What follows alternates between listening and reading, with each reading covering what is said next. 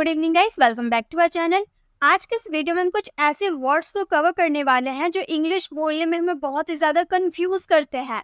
जैसे मान लीजिए मैंने कहा खरीदना, तो खरीदना के सेंस पे हमारे पास दो वर्ड है, एक है बाय एंड सेकंड परचेज। लेकिन बाय का यूज करें या परचेज का यूज करें, ये आप कंफ्यूज हो जाओगे अगर आपको डिफरेंस नहीं पता होगा कि बाय का यूज कहाँ किया जाता है और परचेज का यूज कहाँ किया जाता है। इसी तरह के बहुत सारे वर्ड आपको मिलने वाले हैं जो आपको इंग्लिश बोलने में बहुत ही ज्यादा मुश्किल करते हैं। इन वर्ड का कहाँ पर यूज करना है, किस सिचुएशन में यूज करना है, आपको समझ में नहीं आता है। तो चलिए वीडियो को स्टार्ट करते हैं और एक एक वर्ड को पूरे डिटेल में समझते हैं कि आखिर इसका मतलब होता क्या है। तो सबसे पहले आप देख लीजिए, है हमारा first carry and take. Carry का यूज करें ना टेक का यूज करें, दोनों का मतलब होता है ले जाना। तो ध्यान दीजिए, मैं आपको डिफरेंस इसका बताती हूँ कि कैरी का यूज आपको कहाँ करना है और टेक का यूज आपको कहाँ करना है। तो जब आप कोई चीज अपने बॉडी पार्ट्स यानी कि हाथ पैर मुंह जो भी हो उससे कोई चीज ले जाते हो तो वहां पे आप कैरी का यूज कीजिएगा। जैसे मान लीजिए आपका फोन है और मैंने कहा कि फोन को मैं अपने साथ लेके जाऊंगी, तो फोन को मैं हाथ में पकड़ के लेके जाऊंगी ना, अपने बॉडी पार्ट से उठाऊंगी ना, तो वहां पे हम यूज करेंगे कैरी। लेकिन टेक का यूज कहाँ करें? तो गाइस, जब कोई चीज आप जैसे कि मान लीजिए आपका एक्सीडेंट हो गया, मैं आपको हॉस्पिटल लेके जाऊंगी, तो उठा के नहीं लेके जाऊंगी, हॉस्पिटल एम्बुलेंस में बैठा के लेके जाऊंगी। ठीक है, बस में एम्बुलेंस में बैठा के लेके जाऊंगी, तो वहां पे हम किसी व्हीकल्स की बात करें। ठीक है, जरूरी नहीं व्हीकल्स हो, बस बॉडी पार्ट्स के अलावा कोई चीज के साथ लेके जा रहे हैं तो वहां पे आप यूज कीजिएगा टेक का। ठीक है, तो जब आप कोई चीज बॉडी पार्ट से उठाते हो तो वहां कैरी का यूज कीजिएगा। अब वो कोई चीज आप किसी के द्वारा लेकर जाते हो, बस बॉडी पार्ट का वहां यूज नहीं होता है, तो वहाँ टेक का यूज कीजिएगा। जैसे मैं अपना फोन ले जाऊंगी, तो यहाँ आप अपने हाथों में पकड़ के फोन लेके जाइएगा, आपका बॉडी पार्ट इस्तेमाल हो रहा है, तो यहाँ पे हम कैरी का यूज करेंगे। I will carry my phone, I will carry my phone. वह किताब ले गया, तो किताब अपने हाथों में लेके गया। ठीक है, हाथों से पकड़ के लेके गया, तो हम बोलेंगे he carried a book. Past simple का sentence, he carried a book. मैं तुम्हें अस्पताल लेके जाऊंगी, अस्पताल लेके जाऊंगी तो गाड़ी में बैठा के लेके जाऊंगी, तो यहाँ पे हम बॉडी पार्ट्स का यूज नहीं कर रहे हैं, तो टेक का यूज करेंगे। I will take you to the hospital, I will take you to the hospital. Next है, वो मुझे बाजार लेके जाएगी। इस सेंटेंसेस को आप फ्रेम करना, आप समझना कि इसमें कैरी का यूज करना है ना टेक का यूज करना है। ठीक है, नेक्स्ट वर्ड है लुक वर्सेस सी। लुक का मतलब भी होता है देखना और सी का मतलब भी होता है देखना, दोनों का मतलब देखना होता है, लेकिन किसका यूज हम कहाँ पे करें? तो ध्यान दीजिए, जब आप कोई चीज देखते हो, घूर के देखते हो, जैसे वह रिया को देख रहा है। ठीक है, तो वह रिया को देख रहा है तो घूर रहा है ना रिया को, तो वहां पे हम यूज करेंगे लुक का। बट सी का यूज जब आप कोई चीज बाय चांस मिल जाती, मैं बाजार गई अपने दोस्त को देखी, तो मैं अपने दोस्त को घूर नहीं रही थी, मैंने बाय चांस एक्सीडेंटली मैंने देख, तो वहां पे हम यूज करेंगे सी का। ठीक है, जब आप कोई चीज घूर के देखते हो, जैसे मैंने कहा कि बुक को देखो, तो वहां पे बुक को मैंने देखने के लिए कहा, तो बुक को घूर कर देखने के लिए कहा। ठीक है, ध्यान से देखने के लिए कहा, तो वहां पे लुक का यूज कीजिएगा। बट बाय चांस एक्सीडेंटली कोई चीज आप देखते हो तो वहां पे सी का यूज कीजिएगा। देखिए, जैसे मैंने आपको वहां देखा, तो मैं वहां गई थी, तो बाय चांस मैंने आपको देख लिया। अब घूर मैं नहीं रही थी, मैंने बाय चांस आपको देख लिया, तो मैं बोलूंगी I saw you there, I saw you there. मैंने बाजार में अपने शिक्षक को देखा, तो बाय चांस एक्सीडेंटली मैंने देखा, तो मैं बोलूंगी I saw my teacher in the market. ठीक है, वह रिया को देख रहा है, तो वह रिया को देख रहा है तो अपनी मर्जी से देख रहा है, उसे घूर रहा है ना, तो वहां पे हम बोलेंगे ही इज लुकिंग एट रिया। यहाँ पे हम सीन का यूज नहीं कर सकते, क्योंकि जब कोई चीज बाय चांस एक्सीडेंटली होता है वहां पे सी का यूज करते हैं। लेकिन अगर किसी चीज को आप घूर के देख रहे हो, अपनी मर्जी से देख रहे हो, तो वहां पे लुक का यूज करेंगे। ठीक है, तुम पक्षी को देखो, तो यहाँ पे सी का यूज होगा ना लुक का यूज होगा, ये आप पहचानिएगा और इसका आंसर कमेंट बॉक्स में दीजिएगा। नेक्स्ट है वीप वर्सेस क्राई। दोनों का मतलब होता है रोना। इन दोनों में क्या डिफरेंस है? वीप का यूज हम वहां करेंगे जब नॉर्मली आपकी आंखों में आंसू आ जाते हैं, जैसे सैड मूवीज आप देखते हो तो हमारी आंखों में आंसू आ जाता है ना, मतलब सिर्फ आंखों में आंसू होता है, हम चिल्ला चिल्ला के नहीं रोते हैं। ठीक है, सिर्फ आंखों में आंसू आ जाता है, तो वहां पे हम यूज करेंगे वीप का। बट बच्चे जो होते हैं वो रोते हैं तो चिल्ला चिल्ला के रोते हैं ना, तो वहां पे यूज करेंगे क्राई का। तो ये डिफरेंस है। अगर आपकी आंखों में नॉर्मली बस किसी चीज से आप दुखी हो, आपकी आंखों में आंसू आ जा रहा है, तो वहां पे वीप का यूज कीजिएगा। बट अगर आप चिल्ला चिल्ला के रो रहे हो तो वहां पे क्राई का यूज करेंगे। जैसे बच्चे रो रहे हैं तो बच्चे क्या करेंगे, चिल्ला चिल्ला के रोएंगे ना, सिर्फ उनकी आंखों में आंसू तो नहीं रहेगा, वो चिल्ला चिल्ला के रोएंगे, तो हम बोलेंगे the children are crying, the children are crying.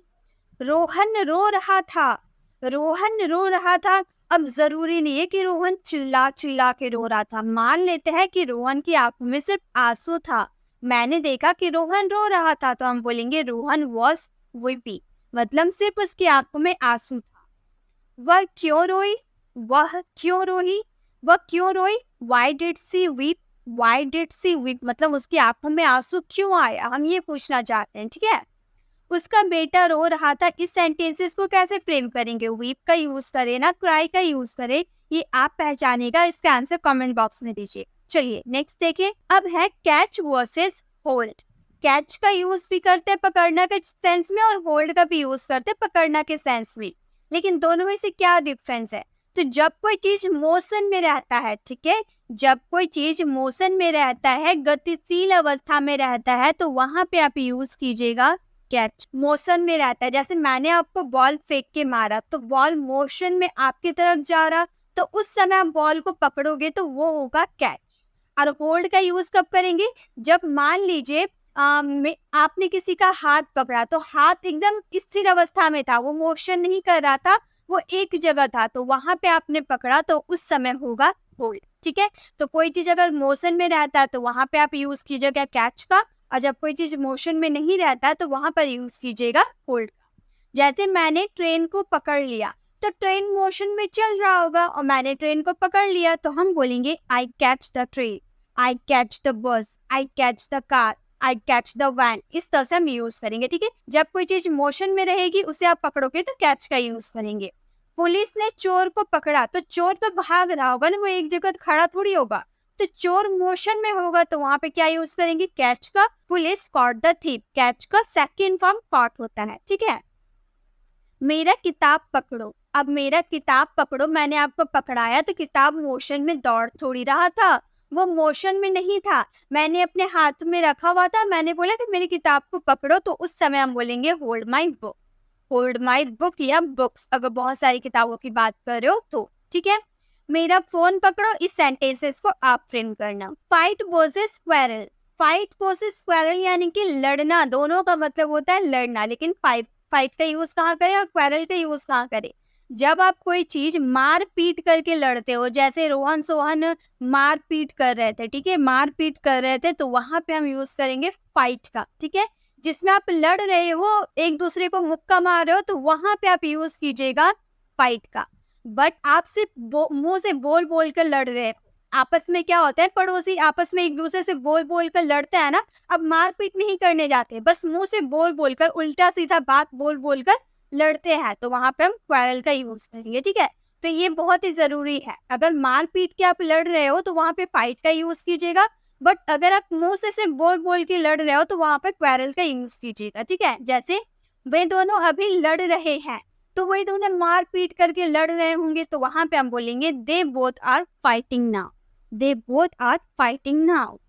Rohan ने उसके साथ लड़ाई की, रोहन ने उसके साथ लड़ाई की, तो मार पीट वाला लड़ाई की होगी। ठीक है, तो हम बोलेंगे Rohan fought with him, Rohan fought with him.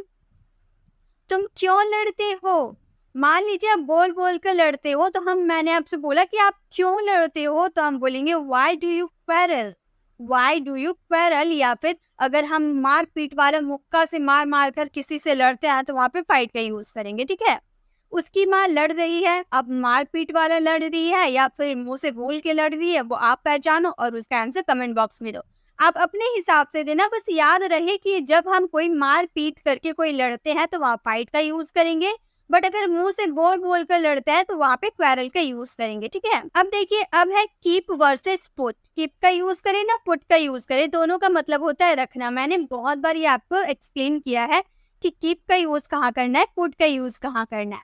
तो मान लीजिए आपके बेड पर एक गिलास रखा हुआ था, आपने खाना वाना खाया और बेड पर ही गिलास छोड़ दिया।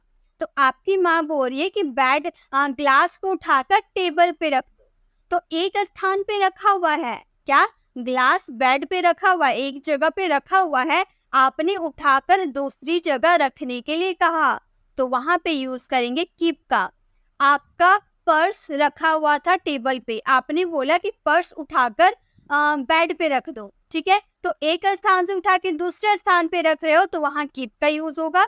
बट मान लीजिए आपके हाथों में फोन है, ठीक है, पहले आपके हाथों में फोन है और आपकी मम्मी बोल रही है कि उसे बेड पे रख दो, तो वहां पे यूज करेंगे पुट। जब कोई चीज आपके हाथों में रहेगी वहां पे सिर्फ रखने का सेंस आएगा तो वहां पुट का यूज करेंगे। बट एक स्थान से उठा के दूसरे स्थान पे रखना, वहां पर कीप का यूज करेंगे, ठीक है। तो ये दोनों आपको समझना है।